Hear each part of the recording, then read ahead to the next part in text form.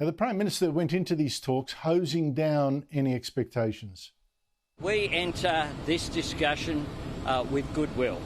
There are no preconditions on this discussion. I'm looking forward to having constructive dialogue. I've said since I became the Prime Minister, but before then as well, that dialogue is always a good thing. We need to talk in order to develop mutual understanding. Joining me now is Australia's top foreign affairs writer, Greg Sheridan of the Australian newspaper. Greg, it's fascinating, isn't it, that both America and Australia get these meetings. Both, incidentally, weren't announced until almost the last minute, apparently on the Chinese insistence. I don't know. How important is this meeting? But more importantly, how is it that it came about? Well, Andrew, it's great to be with you, and good timing of them to have their meeting just for the start of your show, and a tribute to your influence, I think. But look, I always said all the way through our deep freeze, I said, actually, we're overestimating our own influence here. China puts countries in the doghouse. It does it for a certain period of time, and then it lets them out again. It gets tired of it because it decides that it's got other fish to fry, or it doesn't want to have too many enemies all at once. And it was always the case that China was just going to punish us for a certain period of time and then decided it'd finished the punishment. It's done the same with Japan, it's done the same with South Korea, done the same with numerous European countries. And it may not even be that it was anything to do with anything that we did, although obviously they took the opportunity of a new government in Canberra. But the other thing, always, the Australia-China relationship is a function of the US-China relationship. The Australian desk in the Chinese Foreign Ministry is not in the Asia section, it's in the Americas section.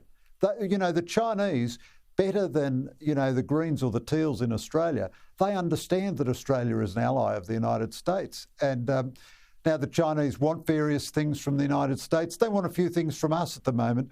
They'd like us to lift our opposition to China joining the Trans-Pacific Partnership. That's not going to happen. So I think the answer, why did they do it now, it lies much more in Beijing than it does in Canberra or even in Washington. I can't agree with you more there. I'm just wondering, in part, I think it is, Australia's been punished. Now there's a new Prime Minister. Let's see if he's got the message and, behaves himself. I think there's an element of that. But I'm also wondering, Greg, to pick up on another point you made in passing, China seems to have been making a lot of enemies, right, with this aggression. A lot of countries are scrambling to form alliances. Even India's now, in this Quad meeting, and Japan and all that. Japan and Australia, closer military ties. Everyone guarding themselves against China at the time when the Chinese economy is going down the toilet. Maybe it's decided it's time to play nice because it can't right now afford all these enemies. Yeah, I think that's right, Andrew. So two things I'd say about that. One is Beijing is certainly a rational capital. It's run by rational people. And it typically doesn't like to have too many enemies at once. So it beats up on someone and lets someone else off for a little while. And it's got a lot of enemies at the moment. So it's taking that into account. Secondly, the wolf warrior tone to its diplomacy over the last few years did nothing but damage to China's own national interest. Japan is now committed to taking defence expenditure up to 2% of GNP. South Korea, Australia, the United States are all increasing defence expenditure. There's much more, you've got AUKUS and the Quad and everything else. India involved in strategic balancing of China. The United States has said it's not going to export semiconductors to China. Now, all of this has been achieved, if you like, by Chinese aggressive diplomacy, and it got very little out of that aggressive diplomacy. So it's sensible for it to pull back and be more emollient. That's a good thing. The only note of caution I'd inject into all that is we mustn't be seduced by any honeyed words here. So I am, very happy that the Albanese government has talked not about resetting the relationship, but stabilising the relationship. not about taking the relationship back to where it was at some other time, but simply stabilising the relationship.